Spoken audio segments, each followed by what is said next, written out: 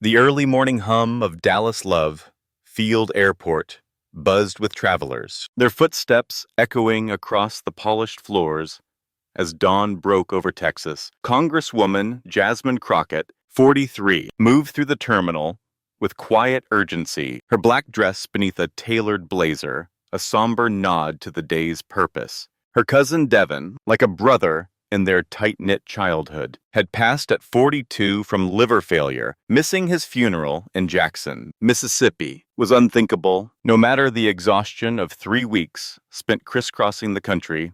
Sacramento for committee hearings, San Antonio for policy talks, Tulsa for a town hall. Her carry-on, barely unpacked, trailed behind as she clutched a coffee in one hand, phone in the other, scanning emails from her assistant. Flight 2376 to Jackson was set to board at 7:10 a.m., and time was tight. For Americans over 55, many who've known the ache of loss or the weight of public service, Jasmine's rush evoked their own moments of balancing duty with family.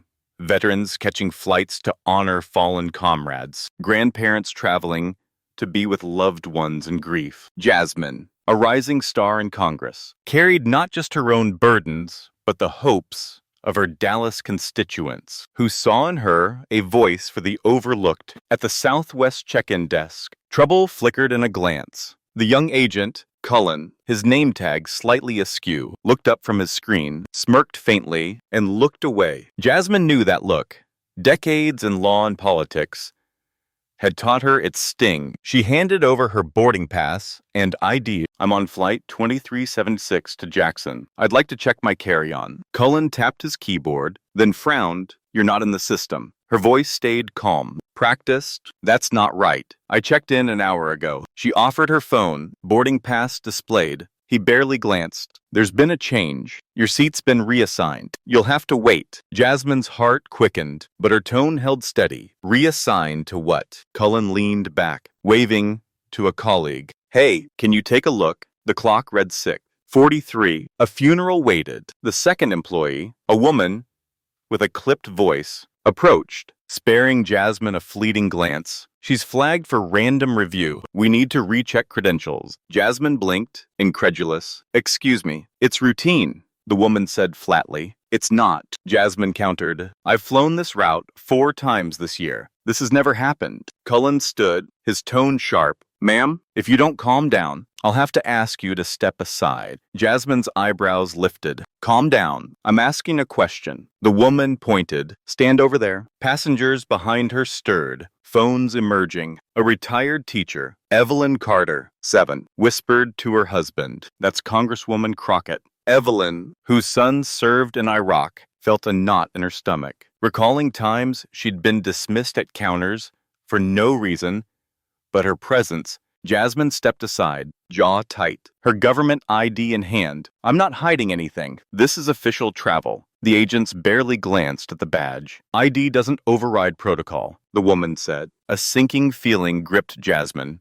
Not a glitch, but something personal. She kept her voice even. I'd like a supervisor. Cullen motioned to someone unseen. Security, please. She hadn't raised her voice, hadn't broken rules, yet now she was a threat. Standing near the counter, arms crossed, she fixed her eyes on a carpet stained, her stillness a shield. Not surrender. Evelyn watched, her heart heavy, remembering her son's stories of being profiled at airports post 911. Another passenger, a 60-year-old mechanic named Harold Brooks, recorded discreetly, his hand shaking with quiet anger. A woman nearby mouthed, I'm sorry. Jasmine nodded, grateful but unmoved. Sympathy wouldn't fix this. 2 TSA officers approached, their pace deliberate, suspicion already set. Ma'am, come with us, one said. For what? Jasmine asked. Unmoving, random review. Don't make this difficult. She held out her boarding pass and ID. I've checked in. This is a government trip.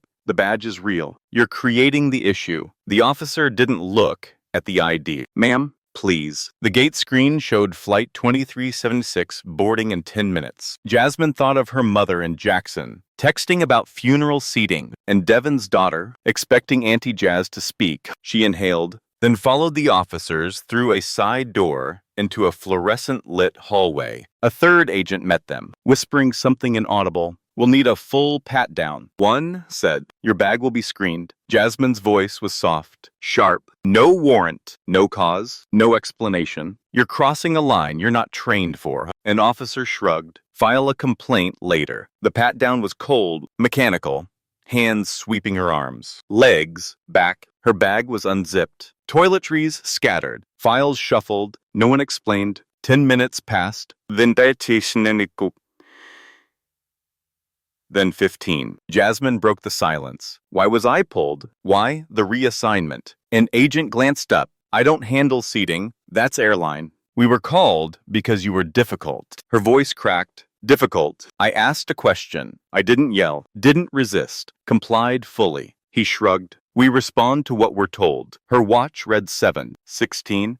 Her flight gone. She sat in a metal chair, hands on knees, eyes forward. She wasn't just missing a flight, but a funeral, a promise to a little girl, punished for nothing. Evelyn, outside, whispered to Harold, "This isn't right." Harold's video, now uploaded, was gaining views, comments flooding with outrage. Jasmine texted Franklin Rhodes, her husband, "I was pulled. I missed the flight. I need you here." Franklin, 65, a retired federal judge from the Ninth Circuit, was already nearby. Having driven her to the airport, Jasmine had insisted he not come inside, expecting a quick trip. But her message, 3 words, heavy with urgency, tightened his chest. A man of quiet authority, his 30 years on the bench taught him tone outweighed volume. Back in the hallway, Jasmine sat alone, her bag half-zipped, paperwork haphazardly repacked, her blazer wrinkled, her pinned hair loosening. She remained composed, but a fire simmered beneath. Cullen, the agent who'd smirked, stood in a corner, eyes on the floor, sensing the weight of his mistake.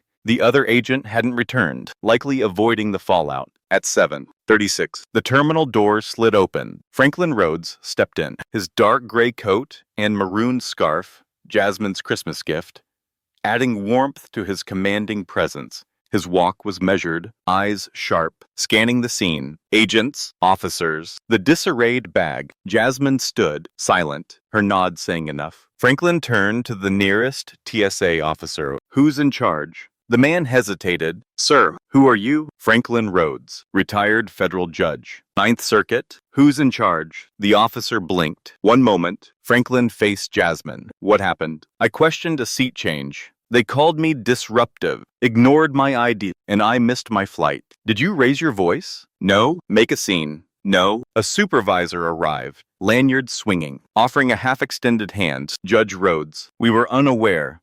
Franklin didn't take it. "Why was my wife's seat reassigned?" "I'd have to check with the gate." "Then check." The supervisor scurried off. Franklin turned to Cullen, who shrank under his gaze. "You called security. Why?" Cullen stammered. "She wouldn't stand down. She asked why her seat changed." "Did she shout?" "No." "Threaten anyone?" "No." Franklin leaned in. "You understand this is targeted escalation. You called security without cause, ignored federal credentials, detained a federal official without suspicion." Cullen swallowed. Voiceless, Evelyn, watching from the hallway, whispered to Harold, "He's not letting them off." Harold nodded. His video now viral. Captioned, "They messed with the wrong woman." The supervisor returned with the gate manager, a clipboard-wielding man in damage control mode. "Judge Rhodes, Congresswoman Crockett. Save it." Franklin cut in. "I want the name of who called security, who decided my wife was a problem for asking about her boarding pass." The manager hesitated. "That's a personnel matter." Franklin stepped closer. "So is discrimination." His voice, calm but unyielding, filled the room with tension. Jasmine spoke, her tone sharp. "Don't launch a review because he's here. You should have done it when I was pulled." The manager faltered. TSA officers silent in the background. Cullen had vanished, likely hiding in a break room, where he sat slumped, hands clasped. As his manager muttered, "You could have just reassigned her seat." "I didn't know who she was," Cullen whispered. "You don't treat people like that. Period," the manager snapped. Franklin continued, his voice clipped. "You escalated a non-issue into a security incident, ignored credentials, detained a congresswoman, obstructed her travel.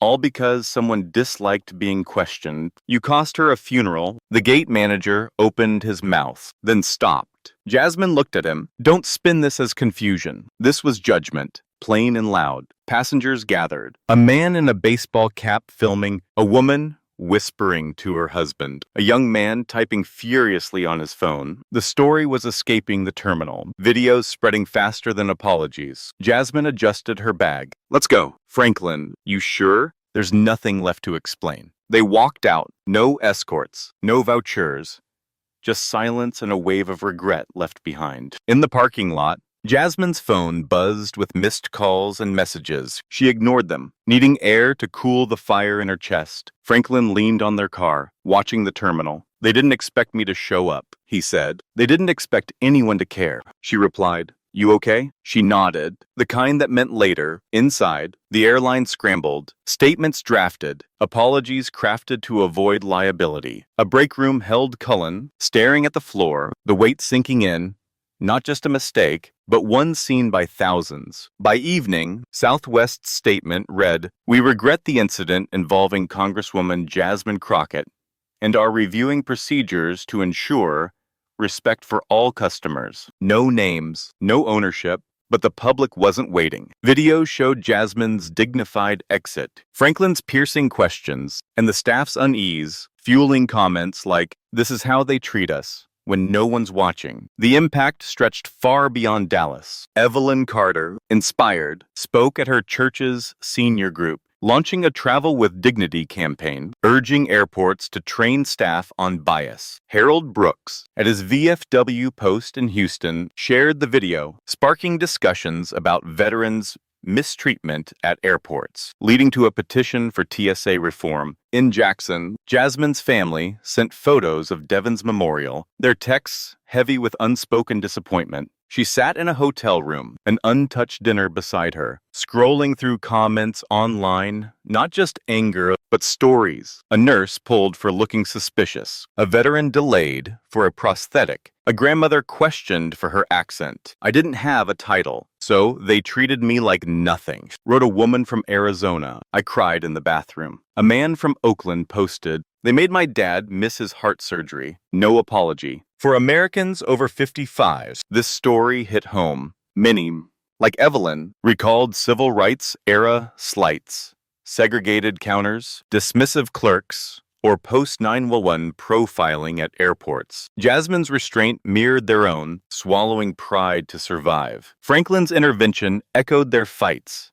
VFW advocacy, church fundraisers, quiet stands against injustice. The incident recalled moments of collective outrage, like Rosa Parks' refusal or veterans' marches for respect. Jasmine's congressional role, rooted in Dallas's historically black communities, carried the legacy of leaders like Barbara Jordan, whose dignity demanded recognition. Franklin's judicial career, spanning landmark civil rights cases, lent weight to his calm authority, a beacon for older Americans who fought systemic bias. Later that week, Jasmine declined TV interviews, refusing to let her face become a spectacle. Instead, she wrote a letter published widely. This isn't about one gate or airline. It's about how power forgets human decency, how voices are dismissed when they don't come with privilege. Dignity isn't earned by titles.